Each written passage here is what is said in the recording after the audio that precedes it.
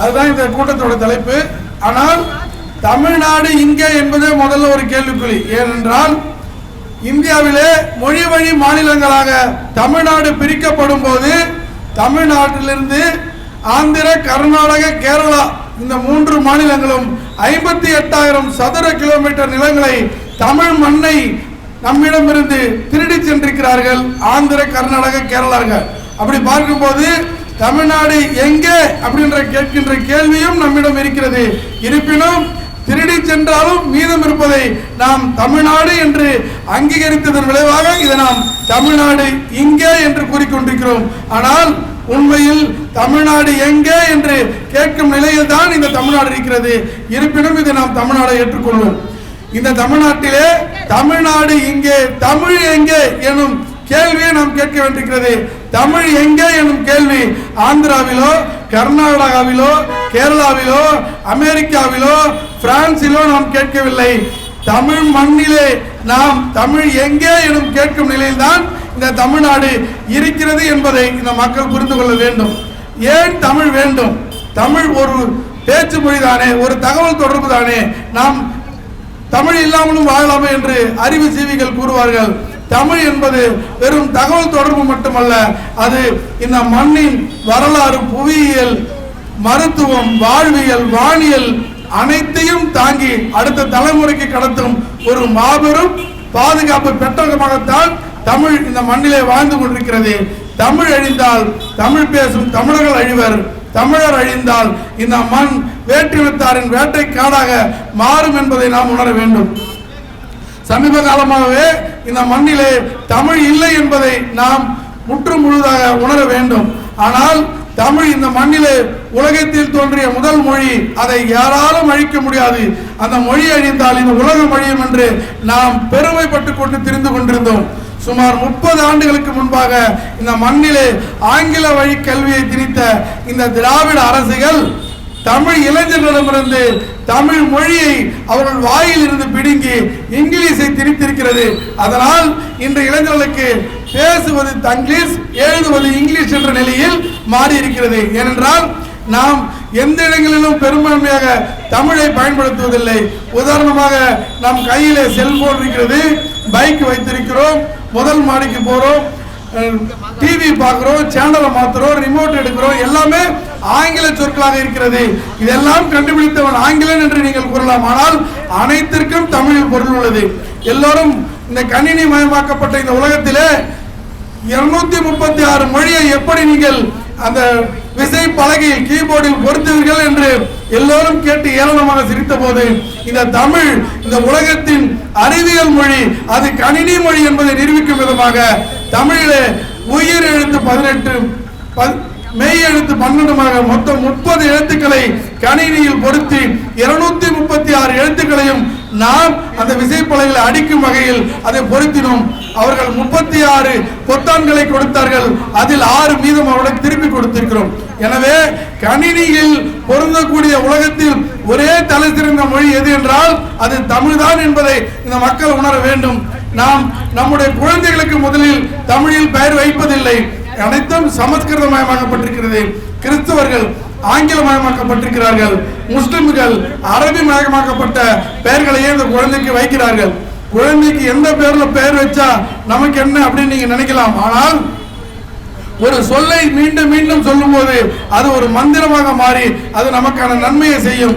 நாம் நம்முடைய குழந்தைகளுக்கு என்ன பெயர் வைக்கிறோம் என்றே தெரியாமல் பெயர் வைத்து அழைக்கும் போது அந்த குழந்தைக்கான மாற்றம் எப்படி ஏற்படும் என்பதை நாம் உணர வேண்டும். கீழடியிலே அகழ்வாழ்வு செய்யும் போது அங்கே கிடைத்த பானை ஓட்டில் ஆதன், கோதை என்ற 2 தமிழ் பெயர்கள் இருந்தது. அதனால் அங்கு தமிழர்கள் வாழ்ந்தார்கள் என்று இன்றைய தொல்லியல் ஆய்வில் நாம் உணர்கிறோம். ஆனால் 200 ஆண்டுகள் கழித்து இந்த மண்ணிலே அகழ்வாழ்வு செய்தால் சமஸ்கிருதமும் ஆங்கிலமும் உருது மட்டுமே இருக்கும், தமிழ் இந்த மண்ணிலே இல்லாமல் இருக்கும் என்பதை உணர்ந்து தமிழர்கள் தங்கள் குழந்தைகளுக்கு தமிழில் பெயர் வைக்க வேண்டும். ஏன் தமிழில் நாம் இந்த மொழியை காக்க வேண்டும் என்று கூறுகிறோம் என்றால், தமிழ் அழிந்தால் தமிழர்களின் பொருளாதாரம் அழியும் என்பதற்காகவும் நாம் இதை கூறிக்கொள்கிறோம். அது எப்படி ஒரு மொழி அழிந்தால் ஒரு பொருளாதாரம் அழியும் என்று நீங்கள் கேட்கலாம். உலகிலேயே தலை சிறந்த 5 பொருளாதார நாடுகள் தங்களின் தாய்மொழியில் தான் கல்வியை கற்கின்றன. தமிழ்நாட்டின் பொருளாதாரத்தில் சிறந்த 5 மாநிலங்களான தமிழ்நாடு, மகாராஷ்டிரா, பஞ்சாப், மேற்கு வங்காளம், குஜராத் அனைத்தும் தங்களுடைய தாய்மொழியில் தான் இந்த கல்வியை கற்றுக் கொடுக்கிறார்கள். ஆனால் தமிழ்நாட்டில் கடந்த 30 ஆண்டுகளாக தாய்மொழியில் கல்வி கற்பது குறைந்ததனால்தான் அனைவரும் வேலைக்கு செல்லும் அடிமைகளாக, கூலிகளாக மாறி இருக்கிறோம் என்பதை இந்த மக்கள் உணர வேண்டும். தமிழ் மொழியை நீங்கள் பேசும் வரை, அதை தக்க வைத்திருக்கும் வரை, தமிழில் கற்கும் வரை அந்த மொழி எப்போதும் இந்த மண்ணிலே நம்மை காத்து கொண்டு இருக்கிறது என்பதை முன்னோர்கள் மூலம் நீங்கள் உணர முடியும். எனவே தமிழை காக்கும் பணியில் தமிழ் வழி கல்வியில் நீங்கள் பயில வேண்டும் என்பதை நாம் கூறிக்கொள்கிறோம். தமிழ் வழியில் கற்றால் அரசு வேலை இன்று கட்டாயமாக்கப்பட்டிருக்கிறது.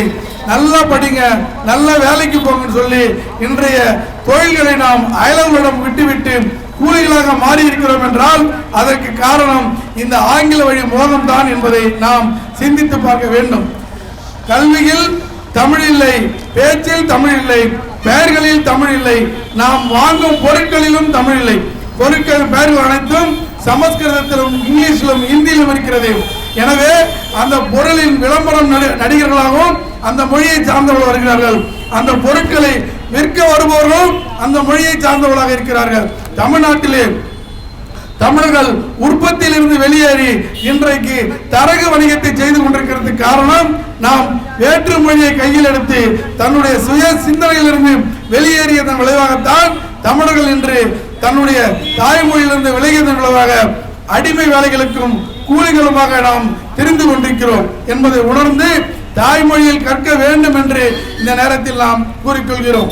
மொழி என்பது வெறும் தகவல் தொடர்பு மட்டுமல்ல, அது அனைத்தையும் பாதுகாக்கும் ஒரு பெட்டகம் என்பதை நாம் கூறிக்கொள்கிறோம்.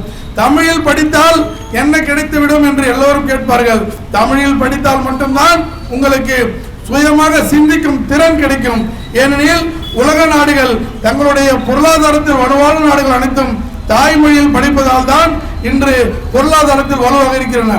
இந்த உலகத்திலே 6 சமயங்களை உருவாக்கிய ஒரு சமயம், ஒரு மொழி எது என்றால் அது தமிழ். இந்து மதம் என்று கூறப்படுகிற இந்த மதம் ஒரு இல்லாத ஒரு போலியாக கட்டமைக்கப்பட்டது. எதை வைத்து இவர்கள் இந்து மதம் என்கிறார்கள் என்றால் விநாயகர், முருகர், காளி, சிவன், பெருமாள், முருகன், பெருமாள், சக்தி ஆக இந்த 6 சமயங்களை வைத்துத்தான் இந்த இந்து மதம் கட்டமைக்கப்பட்டிருக்கிறது. இந்த 6 சமயங்களும் எங்கிருந்து சென்றது என்றால் தமிழ்நாட்டிலிருந்து தான் சென்றது. இந்து மதத்தின் மூல கடவுளான சிவனும் பெருமாளும் என்பார்கள். 108 திவ்ய தேசங்களும் தமிழ்நாட்டில் உள்ளது. 274 சிவாலயங்களும் தமிழ்நாட்டில் உள்ளது. எனவே இந்து மதம் என்பது தமிழர்களின் சமயமாகத்தான் இருக்கிறது என்பதை நாம் உணர வேண்டும். இந்திய வரலாறு என்பது அது தமிழர்களின் வரலாறு என்பதையும் நாம் உணர வேண்டும். எப்படி என்றால் இந்த உலகத்திலே இந்திய வரலாறு என்று அவர்கள் கூறுவது இந்தியாவிலே தமிழர்கள் கப்பல் கட்டி பொருளை உலகத்திற்கு சென்ற வரலாறு தான் இந்திய வரலாறு என்பார்கள். ஏனென்றால் 1947க்கு முன்பு வரை இங்கே இந்தியாவே ஒரு நாடாக இருப்பது இல்லை. ஆனால் தமிழ்நாடு பல லட்சம் ஆண்டுகளாக இந்த மண்ணிலே ஒரு சுயமான தற்சார்பான நாடாக இருந்து கொண்டிருக்கிறது என்பதை நாம் உணர்ந்து இந்த மொழியையும் இந்த மண்ணையும் இந்த நாட்டையும் நாம் காக்கும் பொறுப்பு இந்த தமிழரிடம் இருக்கிறது என்பதை உணர்ந்து நாம் செயல்பட வேண்டும். இந்திய வரலாறு எப்படி தமிழர் வரலாறோ அதே போல இந்தியாவின் முதல் தோன்றிய மொழியாக இருப்பதும் தமிழ். ஆனால் ஒரு வேடிக்கை என்னன்னா, நீங்க கூகுள்ல போய் உலகத்தில் பழமையான மொழி எது அப்படின்னு கேட்டீங்கன்னா அது தமிழ் அப்படின்னு வரும். ஆனால் இந்தியாவில் பழமையான மொழி எதுன்னு கேட்டா அது சமஸ்கிருதம் வரும். என்ன வேடிக்கை பாருங்க, உலகத்திலேயே பழமையான மொழி தமிழ், ஆனால் இந்தியாவின் பழமையான மொழி சமஸ்கிருதம். அது எப்படி இந்தியாவின் பழமையான மொழி தமிழ் தானே சொல்லப்பட்டிருக்க வேண்டும். ஆனால் இந்த இந்திய ஆதிக்கம் என்பது தமிழர்களை ஒடுக்கும் வகையில் நம்ம எப்போதும் மாற்றாந்தாய் மனப்பான்மையை வைத்திருக்கிறது. நம்முடைய வரி பணத்தை கொள்ளையடித்து செல்கிறது, நம்முடைய அதிகாரத்தை கொள்ளையடித்து செல்கிறது, நம்முடைய மொழியை அழிக்க இந்தியை திணித்துக் கொண்டிருக்கிறது என்பதை தமிழர்கள் உணர வேண்டும். சரி, இந்தி என்பது இந்தியாக்காரன் கொண்டு வரா, நம்ம அதுகிட்ட இருந்து காப்பாற்றணும். சரி, தமிழ்நாட்டிலே பிறந்து தமிழ்நாட்டில் வாழ்கிற நாம் அதை அக்கறை இல்லாமல் இருக்கிறோம் என்றால் அதற்கு காரணம் இந்த 650 ஆண்டுகளாக இந்த மண்ணை ஆண்டு கொண்டிருப்பவர்கள் தமிழர்கள் அல்லாத தெலுங்கர்கள் என்பதை நாம் உணர வேண்டும். விஜயநகர அரசிலிருந்து, நாயக்க அரசிலிருந்து, பாளையப்பட்டு ஆட்சியிலிருந்து இன்றைய திராவிட ஆட்சி வரை இந்த மண்ணை ஆண்டு கொண்டிருப்பவர்கள் தெலுங்கர்கள் என்பதை நாம் உணர வேண்டும். அதனால்தான் இந்த மண்ணிலே தமிழ் அழிவதை அவர்கள் ஊக்குவித்து ஆங்கிலத்தை அவர்கள் வளர்க்க முயற்சி செய்து கொண்டிருக்கிறார்கள். இந்த மண்ணிற்கு சம்பந்தம் இல்லாத தெலுங்கர்கள் இந்த மண்ணை ஆள்வதால் தான் இந்த மண்ணிலே இவ்வளவு சிக்கல்கள் இருக்கிறதை நாம் உணர வேண்டும். இந்த தமிழுடைய வழிபாடுகளில் இப்போது முற்று முழுதாக சமஸ்கிருதமயமாக்கப்பட்டிருக்கிறது. நாம் உருவாக்கிய, நாம் தோற்றுவித்த 6 சமயங்களான இந்து மத கோயில்கள், முருகர் கோயிலிருந்து, பெருமாள் கோயிலிருந்து, விநாயகர் கோயிலிருந்து, சக்தி கோயிலிருந்து அனைத்து கோயில்களும் கட்டிய தமிழர்கள். ஆனால் தமிழில் மந்திரம் கூற முடியவில்லை. ஏனென்றால் 650 ஆண்டுகளுக்கு முன்னாக இந்த மண்ணை ஆக்கிரமித்த தெலுங்கு விஜயநகர அரசு அங்கே மந்திரம் கூறிக்கொண்டிருந்த தமிழ் பார்ப்பனர்களை வெளியேற்றி தெலுங்கு பிராமணர்களை அந்த வேலைக்கு அமர்த்தியதன் விளைவு இந்த 650 ஆண்டுகளாக நம் கடவுளை நாம் நம்முடைய மொழியில் வணங்க முடியாமல் போய்விட்டது என்பதை உணர வேண்டும். தமிழில் அர்ச்சனை செய்யப்படும் என்பதை விட்டு தமிழிலும் அர்ச்சனை செய்யப்படும் என்று ஒரு போலி நாடகத்தை இந்த திராவிட அரசு இப்போது செய்து கொண்டிருக்கிறது. நீங்கள் கோயிலுக்கு சென்றீர்கள் என்றால் அங்கே ஒரு பெயர் பலகை இருக்கும், அதுல ஒரு 2 குருக்கள் பெயர் இருக்கும். நீங்க போய் குருக்களுக்கு அலைபேசியில கூப்பிட்டு அவர் அதுக்கப்புறமா உங்களுக்கு தமிழ்ல மந்திரம் சொல்லுவாரு. அந்த மந்திரத்தை கூட அவர்கள் கோயிலுக்கு உள்ளே சென்று கூற முடியாது, வெளியே இருந்ததால் கூறும் நிலையில் இந்த தமிழ் இருக்கிறது. அங்கு மட்டுமல்ல, அரசு அலுவலகங்களிலும் தமிழ் இல்லை. மாவட்ட ஆட்சியர் அலுவலகத்தின் மேலே தமிழ் வாழ்க என்று பெயர் பலகை இருக்கிறது ஒழிய அந்த அலுவலகங்கள் எங்குமே தமிழ் இல்லை. நம்முடைய காவல்துறை வாகனம் நம்ம அடிக்கடி இந்த பகுதியில் சென்று கொண்டிருக்கும். ஒரு வாகனத்தில் கூட காவல் எழுதியிருக்காது. ஏன்னா அவங்களுக்கு காவல் அப்படின்னா ஒரு ஏளனமான மனநிலை அவர்களுக்கு. அதனால போலீஸ் அப்படின்னு அவங்களுக்கு போட்டுணும். ஆனா கூப்பிடுறது மட்டும் ஐயா ஐயான்னு கூப்பிடணும். எனவே காவல்துறை தன்னுடைய வாகனங்களை முதலில் தமிழில் காவல் என்று எழுத வேண்டும் என்று இந்த நேரத்தில் கூறிக்கொள்கிறோம். இதை நாங்கள் இப்போது மட்டுமல்ல எப்போதும் கூறி வருகிறோம். இந்த மொழியை காப்பதற்காகவே தமிழ்நாட்டிலே தமிழ் வளர்ச்சித்துறை என்ற ஒரு துறை இருக்கிறது. பொதுவாக தமிழ்நாட்டில் இருக்கிற ஒவ்வொரு துறையும் அதை அழிப்பதற்காகவே உருவாக்கப்பட்டது. பொதுப்பணித்துறை என்றால் அவர்கள் சாலைகளை ஒழுங்காக போட மாட்டான். சுற்றுச்சூழல் பாதுகாப்புன்னா அவன் அதை கெடுக்கிறதுக்காகவே 4 கம்பெனி அனுமதி கொடுப்பான். இந்த மாதிரி ஒவ்வொன்றுமே அந்த துறைகள் நமக்கு எதிராகவே இருக்கும். பசுமை சாலை திட்டம் அப்படின்னு ஒரு திட்டம் போட்டிருப்பான். அது எங்கடா போட்டிருப்பான்னா கழனி காட்டுக்கு மேல அந்த ரோட போட்டிருப்பான். அதுதான் பசுமை சாலை திட்டம். அந்த பெயர்களின் மூலமாக அவர்களுக்கு நமக்கு சொல்ல வருவது, நாங்கள் உங்களுக்கு எதிராக தான் செயல்படுவோம் என்பதை உணர்த்துவதற்காகத்தான் இந்த தமிழ் வளர்ச்சித்துறை இருக்கிறது. அவர்கள் ஒவ்வொரு ஆண்டும் நவம்பர் மாதம் 25ஆம் தேதியை தமிழ் வளர்ச்சி மாதமாக அறிவித்து அன்று ஒரு நாள் மட்டும் துண்டறிக்கை போட்டு கடைகளில் கொடுத்து தமிழில் பெயர் பலகை இருக்க வேண்டும் என்று வலியுறுத்தி ஒரு 10 கடைகளுக்கு மட்டும் 2000 ரூபாய் தண்டம் வசூலித்து விட்டு அத்தோடு அவர்கள் பணியை முடித்துக் கொண்டு செல்வார்கள். ஆனால் இது இந்த ஆண்டோடு முடிந்துவிடும்.